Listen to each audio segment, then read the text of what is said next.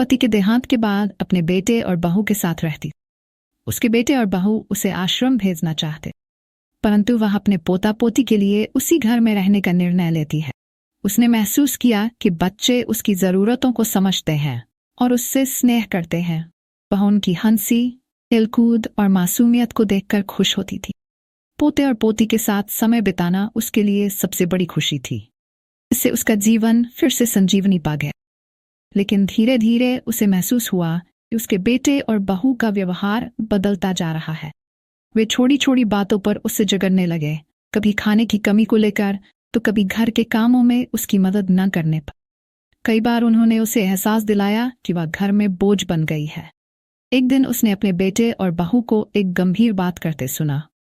वे कह रहे थे कि अब समय आ गया है कि माँ को आश्रम भेज दिया जाए ताकि घर में शांति रह सके।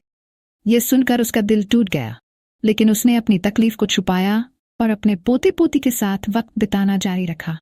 कुछ ही दिनों बाद उसके बेटे और बहू ने उसे खुलकर कह दिया कि वह जल्द ही आश्रम चली जाए, क्योंकि अब वे उसका ख्याल नहीं रख सकते। ये सुनकर वृद्धा की आंखों में आंसू आ गए, लेकिन उसने कोई विरोध नहीं किया। अगले ही दिन वह खुद से आश्रम जाने के लिए तैयार हो गई। जाते वक्त उसने अपने पोते और पोती को गले लगाया और चुपचाप निकल पड़ी। उसके दिल में गहरा दर्द था, लेकिन उसने तय किया कि वह अपनी बाकी जिंदगी अपनी शर्तों पर जिएगी। आश्रम पहुंचने पर उसने महसूस किया कि वहां उसके जैसे और भी कई लोग हैं जो अपने परिवारों से दूर हैं। धीरे धीरे वह वहां के लोगों के साथ घुल मिल गई। उसने महसूस किया कि जीवन में कई बार हमें अपनों से ही दूर जाना पड़ता है, लेकिन इससे जीवन खत्म नहीं होता।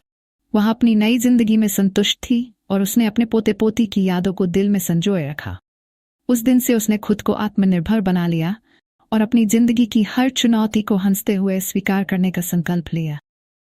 उसने सीखा कि जीवन का हर पल महत्वपूर्ण होता है, चाहे वह कहीं भी हो। आश्रम में रहते हुए भी उसने नई दोस्ती बनाई, खुद को नई जिंदगी के लिए तैयार किया